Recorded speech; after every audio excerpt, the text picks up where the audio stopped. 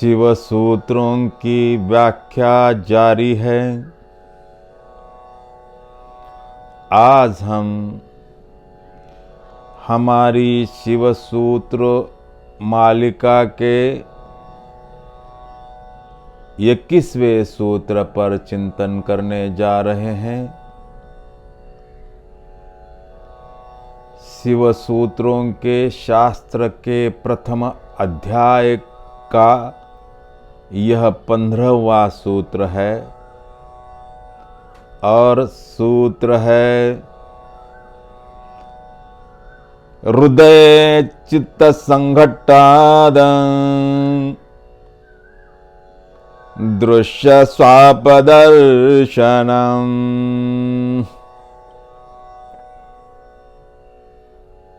सब कुछ कुशल मंगल रहा। शिव जी की अनुकृपा बनी रही तो यह प्रवचनमाला, यह चिंतन आने वाले 1 साल और 1 महीने तक जारी रहेगा। पहली बार शिव सूत्रों के 77 में से 77 सूत्रों पर चिंतन इस गहराई तक इतना सटीक किया जा रहा है। निश्चित ही कुछ महानुभावों ने इसके पहले इनमें से कुछ सूत्रों पर चिंतन किया है, उनकी व्याख्या की है अपने अपने अंदाज में। लेकिन हम जो बात कर रहे हैं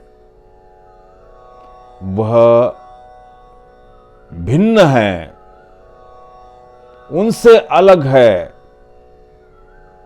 क्योंकि यहां सीधी बात है,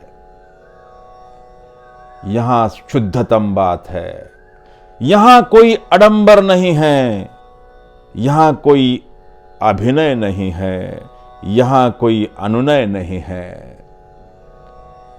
बात एकदम सरल है, साफ सुथरी है और इसका प्रयोजन न मनोरंजन है, न धनार्जन है, न लोकप्रियता है, न किसी पद की अभिलाषा है।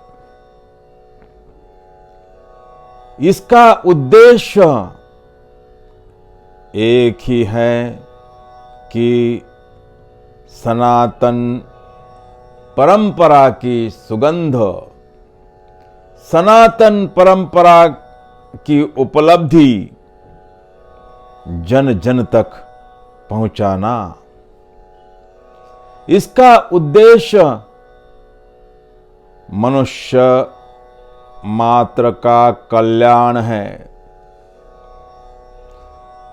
इसका उद्देश्य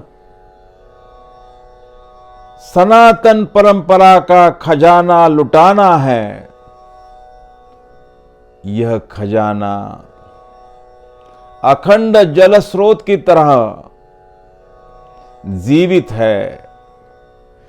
कितना भी लुटा दो यह भरता ही जाता है, कभी खाली नहीं होता। यह खजाना, यह साधना आत्मानुभूति की साधना है। यह साधना सत्य और तथ्याधारित साधना है। यह साधना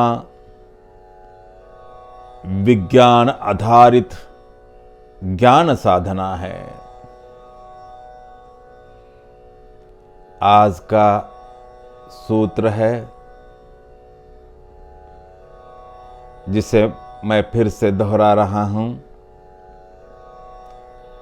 हृदय चित्त संघट्टाद दृश्य स्वापदर्शनम।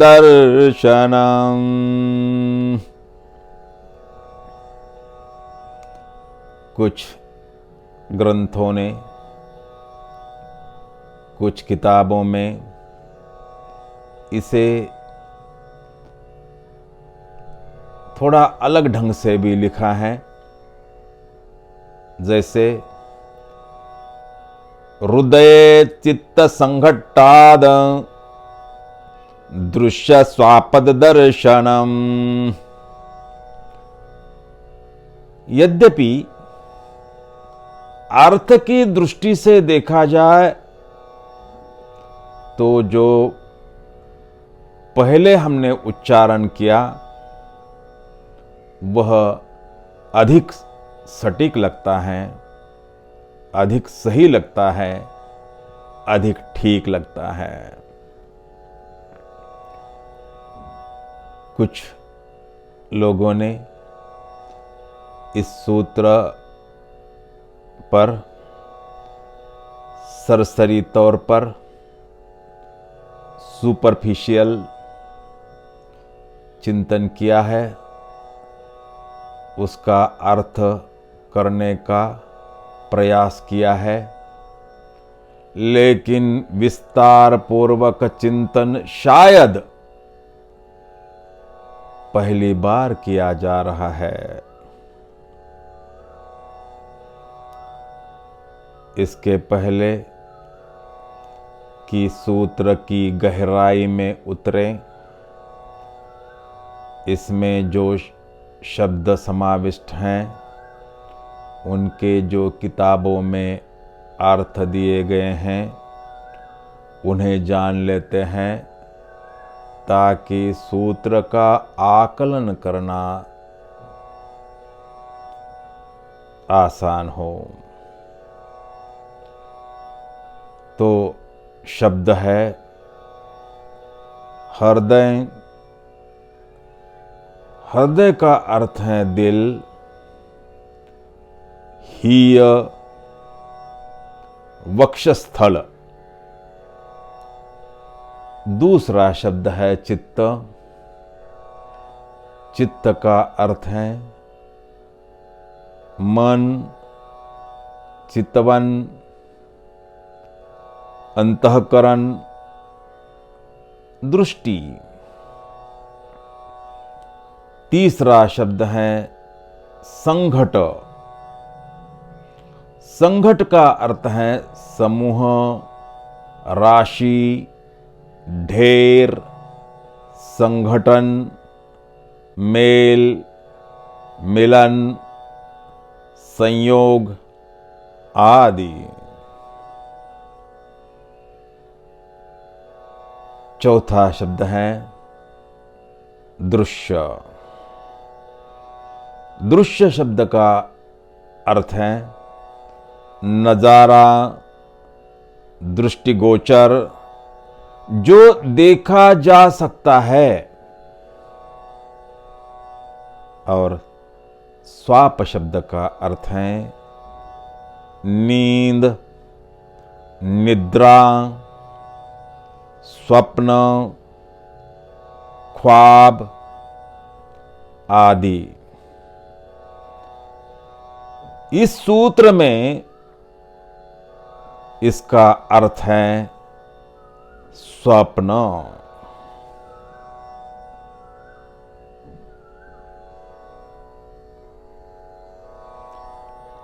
चांदनी रात में हम जाकर किसी झील के किनारे बैठ जाते हैं और किनारे पर बैठकर झील में झांकते हैं। झील यदि शांत है, निस्तरंग है, उसमें लहरें नहीं हैं,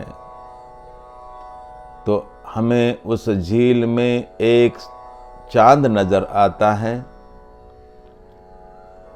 वह चांद हालांकि उसी आकाश के चांद का ही प्रतिबिंब है, उसी की परछाई है, लेकिन हमारी दृष्टि को, हमारी आंखों को वह भिन्न नजर आता है नहीं। चित्त आकृतियों को पकड़ लेता है।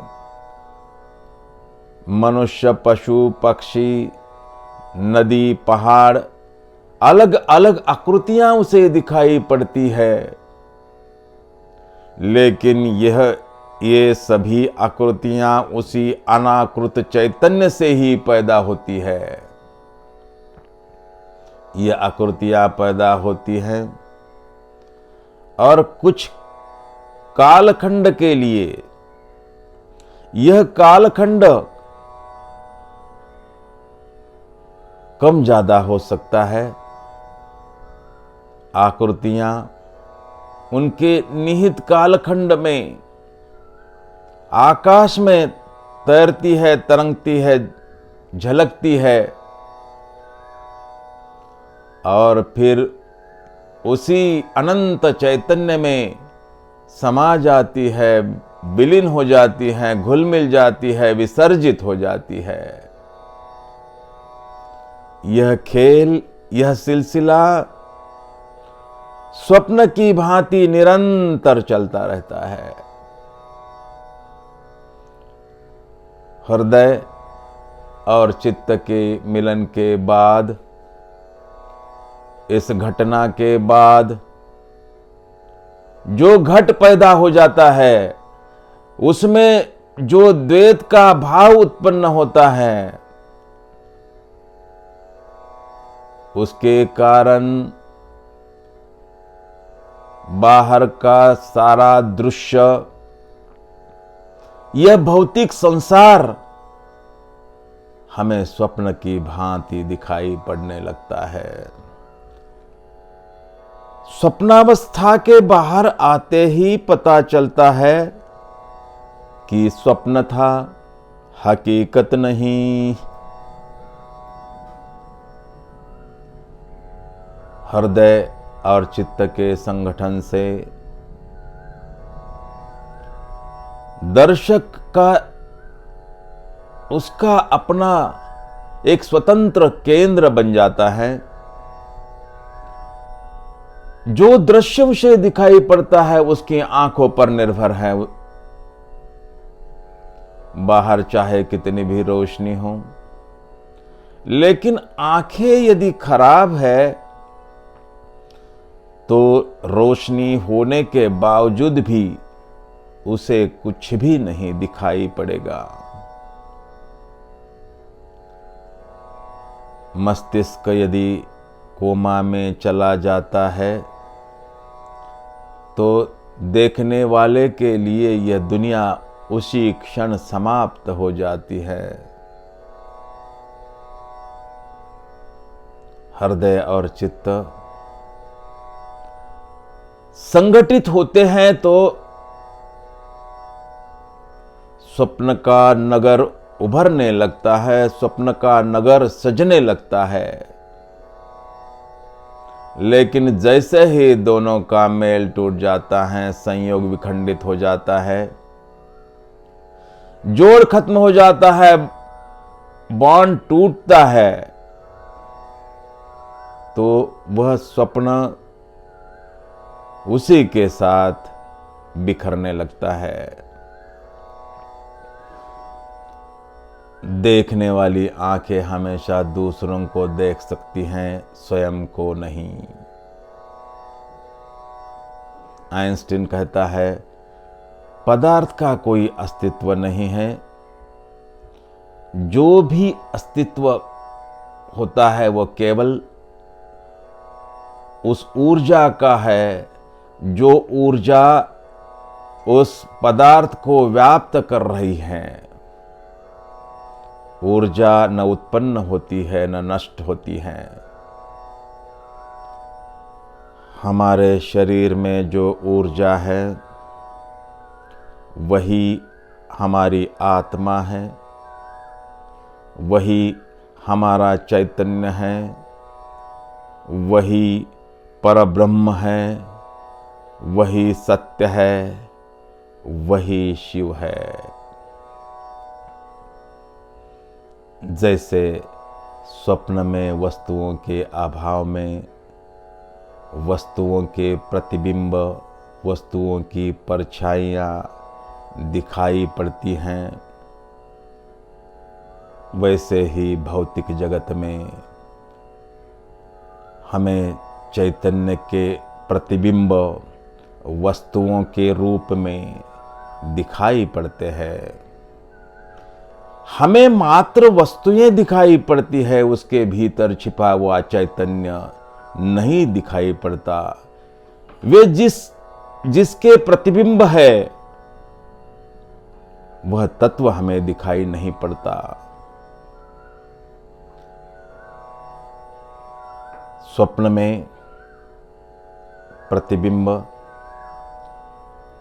वस्तुओं के और जागृति में प्रतिबिंब चैतन्य के दिखाई पड़ते हैं।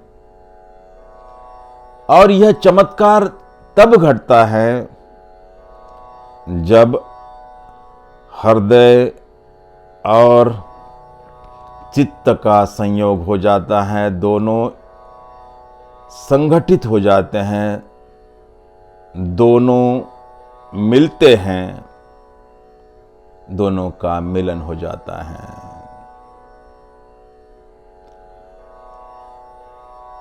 हृदय चित्त संगट्टाद दृश्य स्वाप दर्शनम।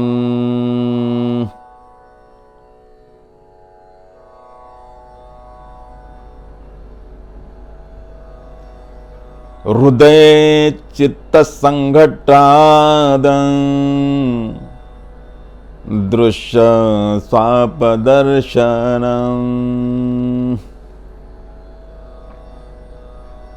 सूत्र का अर्थ हुआ, जैसे ही जिस घड़ी जिस क्षण हृदय और चित्त का, दिल और चितवन का संयोग हो जाता है, मिलन हो जाता है, संगठन हो जाता है, उसी क्षण उसी घड़ी से वैसे ही यह संसार, यह जगत स्वप्न की भांति दृश्यमान हो जाता है। जो अब तक सूक्ष्म था वो अचानक इस घटना के बाद स्थूल दिखाई पड़ने लगता है। जैसे कि स्वप्नावस्था में होता है, वस्तुओं के अभाव में वस्तुओं की परछाइयां, वस्तुओं के प्रतिबिंब दिखाई पड़ते हैं, वैसा ही अनुभव इस संसार के साथ होने लगता है। हृदय और चित्त के मिलन की घटना अत्यंत सूक्ष्म घटना है, लेकिन इसी घटना के साथ हमारे भीतर द्वैत भाव का भी जन्म होता है। दर्शक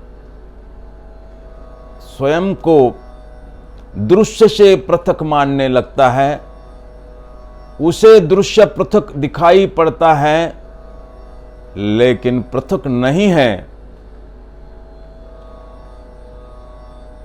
संयोग से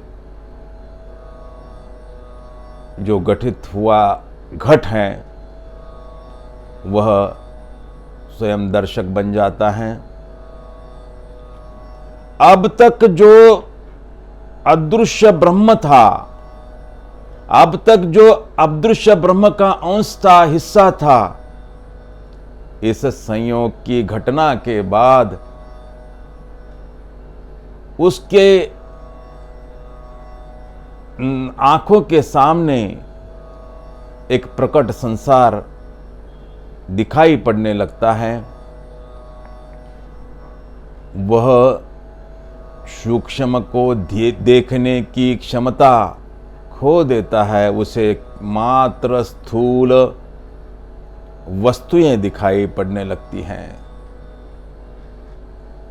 अब इस घटना को ठीक से समझने के लिए हम आकाश का उदाहरण लेते हैं। आकाश यानी पूरे संसार को व्याप्त करने वाली असीम शून्यता। समझो एक घर है और उस घर में एक खाली घड़ा रखा है। आकाश का यह गुणधर्म है, आकाश का यह स्वभाव है कि हर खाली जगह को व्याप्त करे। आकाश घर और घड़े की खाली जगह को व्याप्त कर देता है। अब घड़े में भी आकाश है, घर में भी आकाश है और बाहर अनंत आकाश है। सामान्य आंखों को ये तीन आकाश अलग अलग दिखाई पड़ेंगे, लेकिन अलग अलग नहीं है। ये सामान्य आंखों को पृथक पृथक दिखाई पड़ेंगे, लेकिन पृथक नहीं है।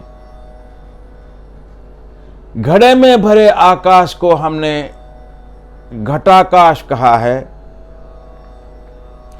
जो छत के भीतर है, जो हमारे शरीर के भीतर है, उसे हम मठाकाश कहते हैं। और जो इस महाविस्तार में फैला हुआ है, उसे हम अनंत आकाश कहते हैं। इन तीनों आकाशों में बुनियादी भेद कुछ भी नहीं है। यह वैसे ही है जैसे आग और चिंगारी। क्या आग और चिंगारी में कुछ बुनियादी भेद है? तो उत्तर है नहीं है। आकाश यानी चैतन्य जो समष्टि को व्याप्त कर रहा है। हमारे इस शरीर रूपी स्थूल घट में, उसके भीतर भी चैतन्य मौजूद है, चैतन्य छिपा हुआ है। हम उसके अविभाजित हिस्से हैं। हम चैतन्य के साथ जुड़े हुए हैं, लेकिन उसका हमको बोध नहीं है, उसकी हमको जानकारी नहीं है। हम उस बात से अनजान हैं। हृदय और मन का मिलन हो गया और हमारा दृष्टिकोण बदल गया। कुछ का कुछ नजर आ रहा है, जैसे कि हम कोई स्वप्न देख रहे हैं।